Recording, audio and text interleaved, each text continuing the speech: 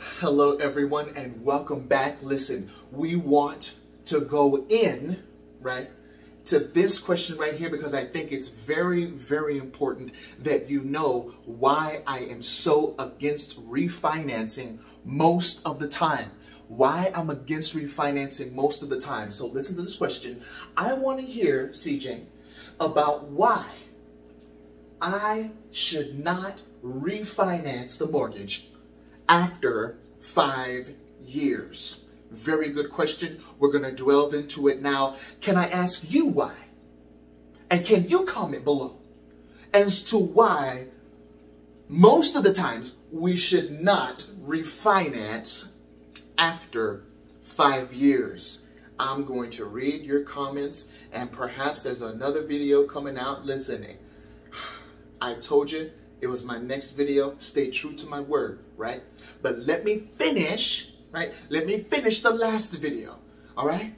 This right here, I want to talk a little bit, just a little bit, about this loan, the mortgage, all right? Now, yes, you can get rid of it in 5 to 7 years, some even sooner, utilizing the velocity banking method.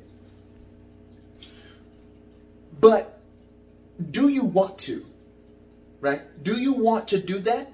Or is it more advantageous for you and your cash flow, okay, to get rid of this loan first, the car loan, okay? You remember the CFI, the cash flow index method, you remember that? Which is loan balance divided by the minimum payment, okay? And remember the bar, okay? It's from 0 to what? 100, correct? 0 meaning inefficient loan, 100 meaning it's an efficient loan, all right? So we're going to draw that bar out. We're going to put the 50 right there, the 0 there, and the 100 right there. Now, 0 to 100. 0 to 50 is what?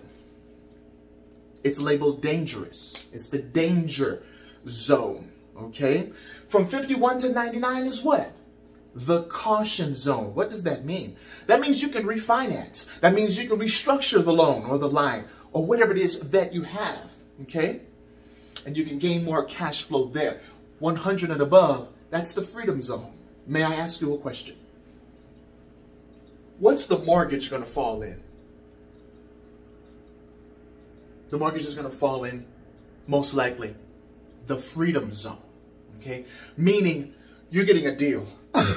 At the money that you are spending on that mortgage, right? That loan, right? Each month you're paying that mortgage. You're paying that security. But look at what you're getting, right? For that small monthly payment, all right?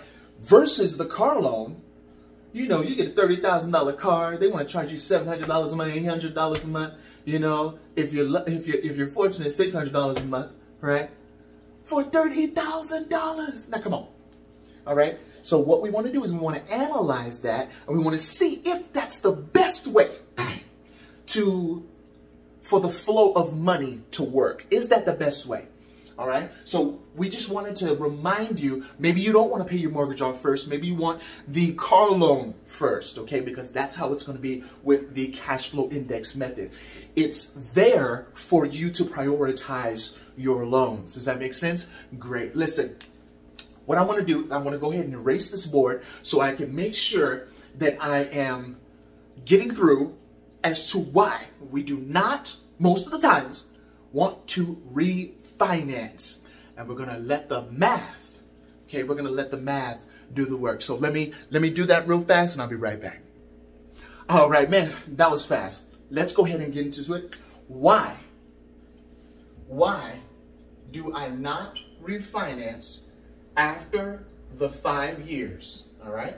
Why do we not refinance after the 5 years? Does anybody know what this is? You remember that? Huh? That's your mortgage. All right. That's your mortgage. Let's go ahead and just do 5, and we'll do 10, all the way to 30.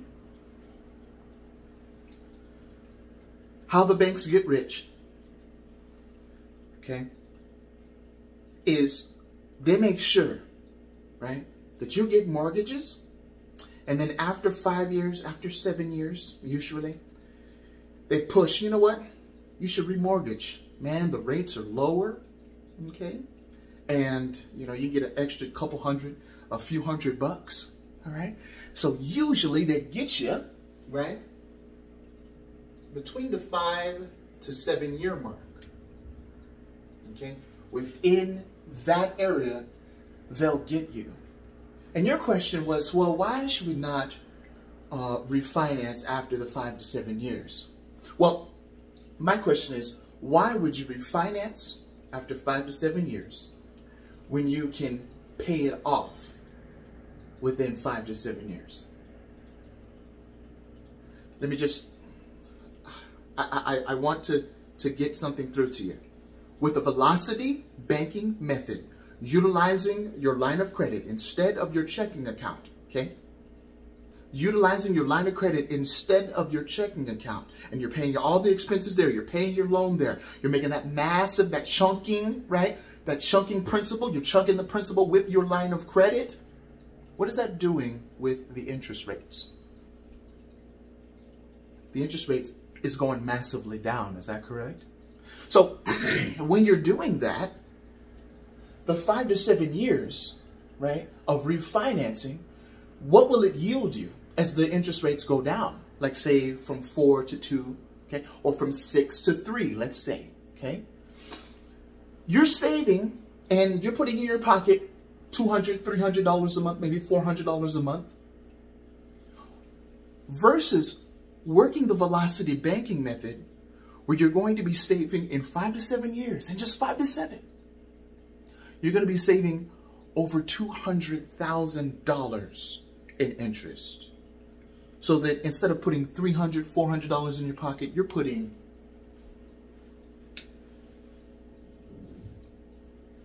$1,200 in your pocket.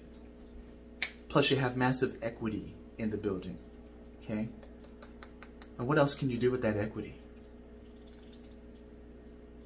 Have you ever heard of a HELOC? Have you ever heard of different lines of credit?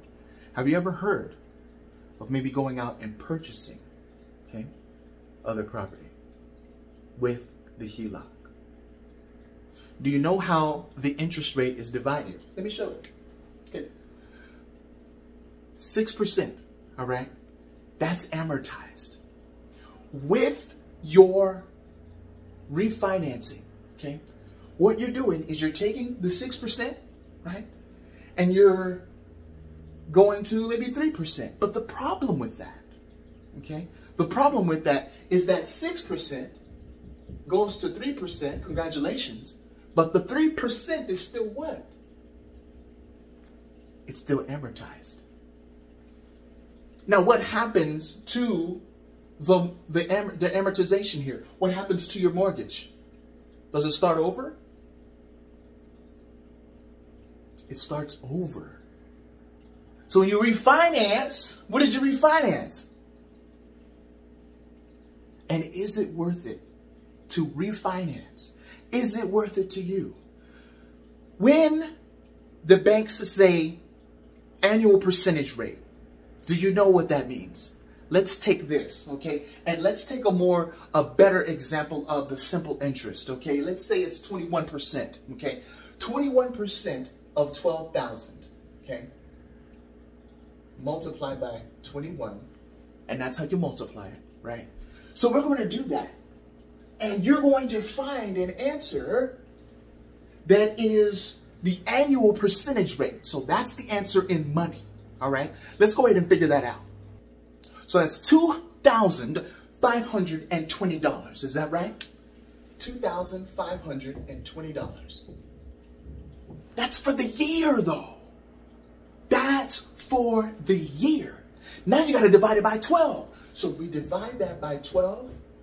And that's how much interest, right, you're either gaining or losing, right, each month. $2,520 divided by 12. So I got a question for you.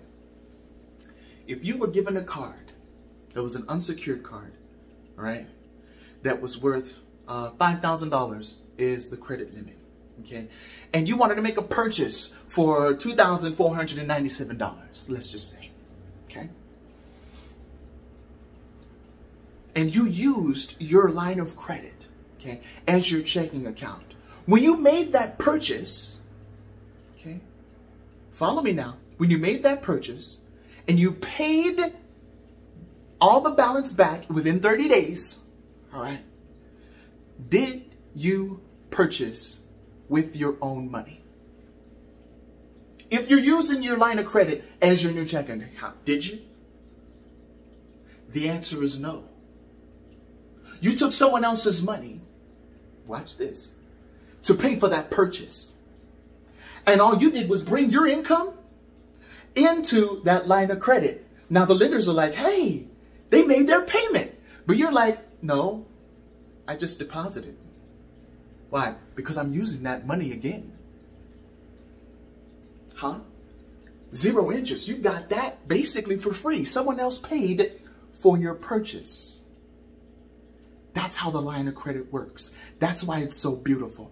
That's why we transfer the amortized interest into the line of credit, the simple interest. That's what we're doing. Now, I know that there are some that can't get a line of credit.